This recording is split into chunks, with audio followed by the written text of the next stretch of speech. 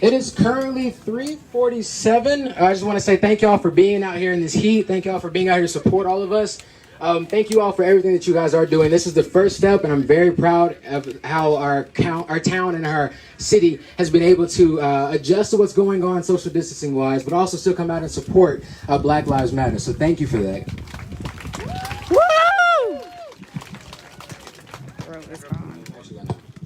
We'll leave it here. Okay. As you all know, the event of this, or the title of this event is called So What's Next? And we came up with this title because of all the social media postings, with all the marches and the walks. It left many people asking, so what's next? What happens after all of this dies down? What happens when my Facebook post is out of the algorithm? What happens when my Snapchat story disappears? We wanted to put on an event that would begin to start the conversation in areas that were being overlooked. Across the country, many protests are being held in the downtowns of big cities, but very few are being in the suburbs like Collierville, places that many residents would argue need them the most. So we are here now, standing in front of you, stepping out on a small limb that this event can answer the one single question on all of our minds: what's next? In the next few minutes, we will be discussing a few topics that tend to arise in our town. I'll explain, break down, and debunk certain issues such as All Lives Matter versus Black Lives Matter, policing, giving a better understanding to what white privilege is, tips and tricks on how to handle it when someone is acting in a racist manner, and how to be a better ally. Don't worry, most of this information will be sent through the Remind. Make sure that you, over here, there's a sign that lets you know that you can text So What's 1 or 2 I just or wanted 3 or to 4 or 5, get a good view of him. 81010. First thing I want to do is just acknowledge my family for coming out and supporting. I think they are right here. I especially want to thank my grandmother for her support.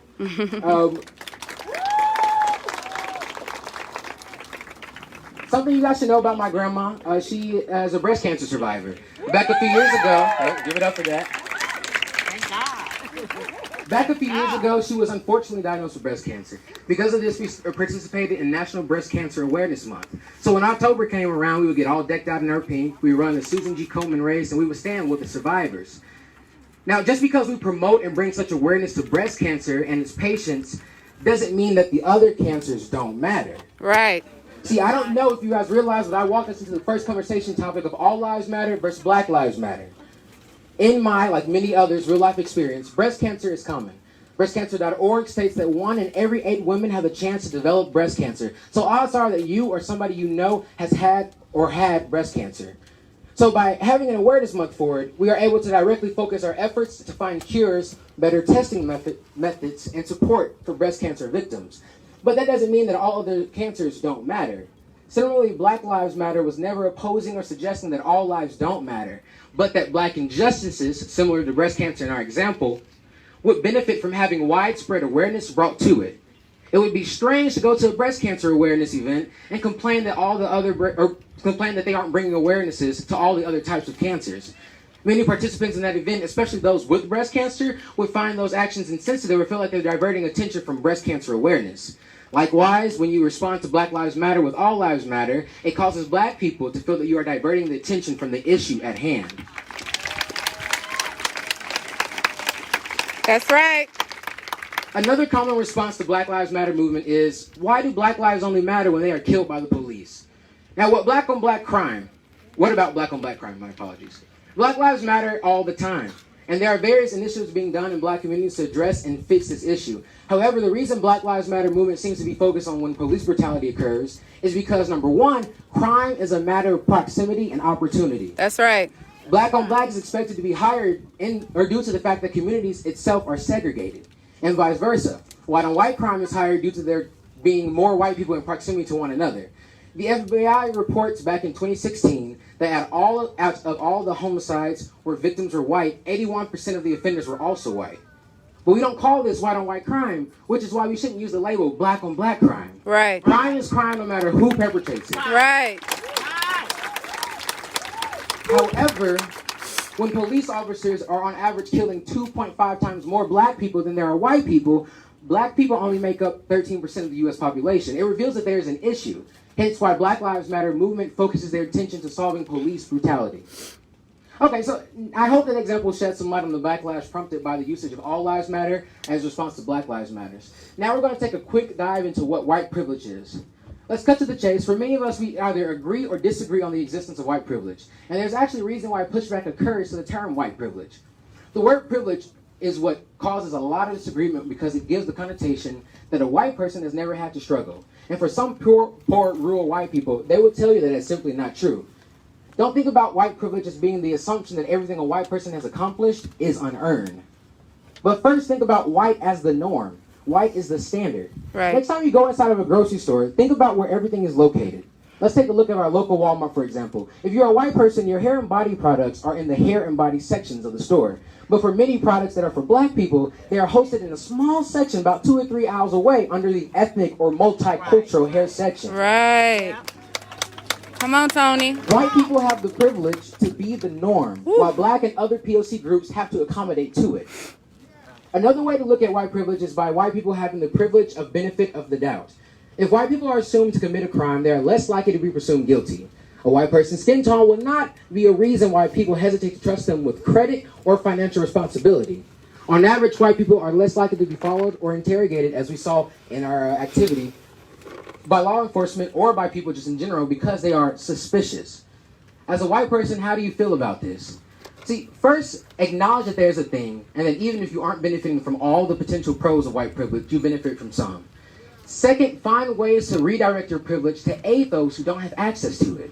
Whether that be donating money, interacting with law enforcement on behalf, or bringing POC voices to the tables that are not represented well. Use your privilege to aid in helping others who lack it. That's right. Good deal, Tom. Yes, ma'am. Now we're going kind of fast, but the next topic is about policing.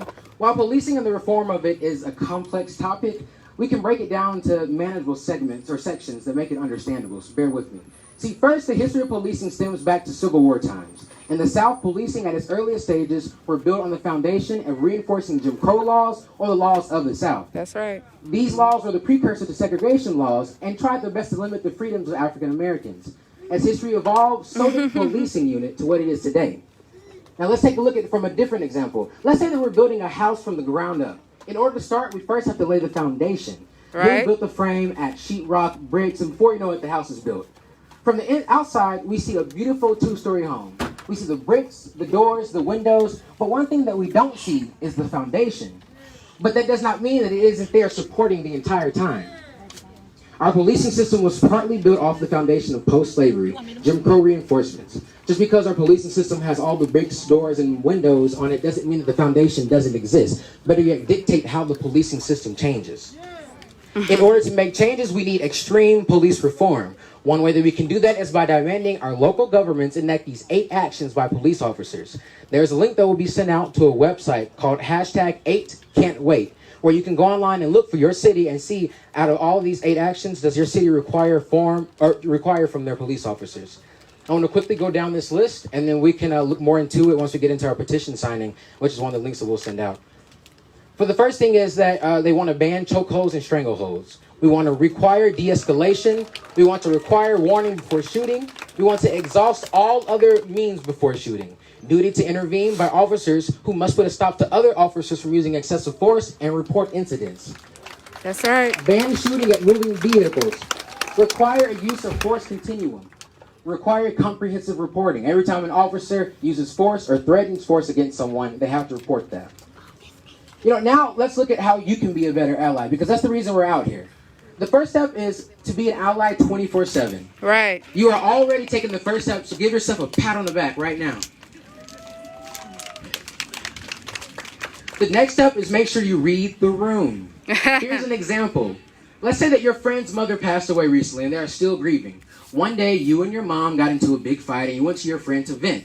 You're so upset and frustrated with your mom and how annoying she is that you tell your friend, "Gosh, sometimes I wish my mom was just dead." While your mom really got under your skin, saying you wish your mom was dead was insensitive to your friend who is actually grieving. While the statement itself is commonly used, you should have read the room and realized that it is not the right time to say it. By saying to black people that we all have it hard, or I get discriminated against too, during times like these, don't add to the situation at hand. Right. In fact, you should use the acronym ALLIES to ensure that you're being a good ally. Again, all this information will be sent out with a reminder, so make sure you text those so you can be in the group. The A stands for ACT. take actual action to make a change. Sign petitions, donate money. The L stands for listen. Listen to Black people and POC's issues with the intent of understanding. The next L is for learn. Take time to learn about all the things that are affecting Black people at a disproportionate rate so that you can reflect the correctness information in society. The I stands for intervene. This is as simple as when you see something, say something. That's right. E stands for empathize. Put yourselves in our shoes or the shoes of the group you are allying with. Understand their issues as if they were your own. That's right. And the S stands for self-reflect. Take time to reflect on yourself, your actions, and what you can work on personally to make the world a better place.